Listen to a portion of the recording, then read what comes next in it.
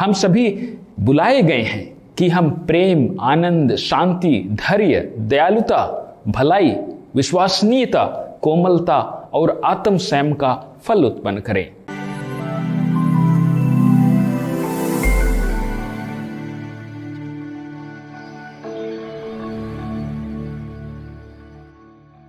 ख्रिस्त में प्यारे भाई और बहनों, आज के सुसमाचार में प्रभु यीशु कहते हैं, जब तक गेहूं का दाना मिट्टी में गिरकर नहीं मर जाता तब तक वह अकेला ही रहता है, परंतु यदि वह मर जाता है तो बहुत फल देता है। यह हम स्वयं प्रभु यीशु के बारे में कह सकते हैं, जिन्होंने पृथ्वी पर मरकर गाड़ा गया और पुनर्जीवित होकर बहुत फल लाया। वह हमें मुक्ति का फल या परिपूर्णता का जीवन प्रदान किया। आज के दूसरे पाठ इब्रानियों के नाम लिखित पत्र में यही कहा गया है कि मसीह ने इस पृथ्वी पर रहते समय पुकार पुकार कर और आंसू बहा बहा कर ईश्वर से, जो उन्हें मृत्यु से बचा सकता था, प्रार्थना और अनुनय विनय की। श्रद्धालुता के कारण उनकी प्रार्थना सुनी गई। संत थॉमस एक्विनस प्रभु की इस प्रार्थना पर व्याख्या करते हुए यही कहते हैं कि यीशु का यह प्रार्थनामय कार्य वास्तव में प्रार्थना और अनुरोध का एक रूप था, जो एक आध्यात्मिक बलिदान है जिसे यीशु बलिदान स्वरूप अर्पित किया।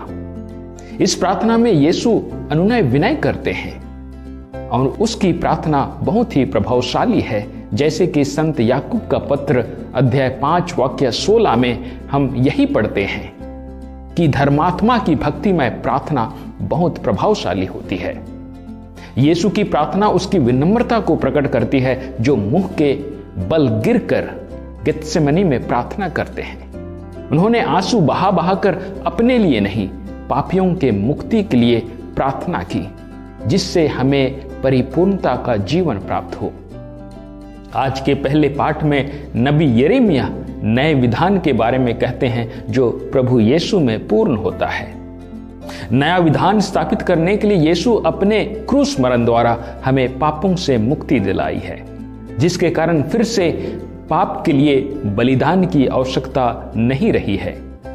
इसलिए संत पौलुस हमें यही याद दिलाते हैं कि हम अपने शरीर के अंगों को धर्म के साधन बनने के लिए पाप को अर्पित नहीं करें, बल्कि हम अपने आप को मृतकों में से पुनर्जीवित समझकर ईश्वर के प्रति अर्पित करें और अपने शरीर के अंगों को धार्मिकता के साधन बनने के लिए ईश्वर को सौंप दें।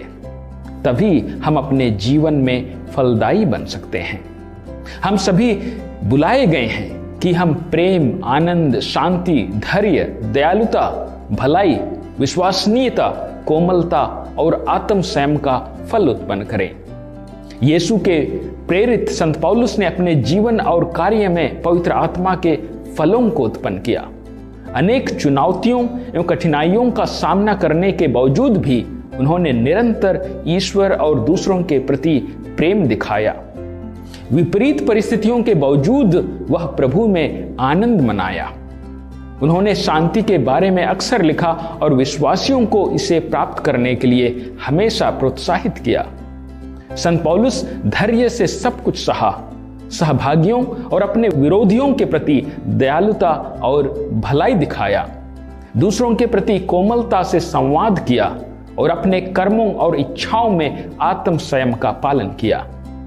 वह यह सब इसलिए कर सका क्योंकि वह दाखलता रूपी प्रभु से डाल की तरह हमेशा जुड़ा रहा, क्योंकि उसके बिना हम भी कुछ नहीं कर सकते हैं।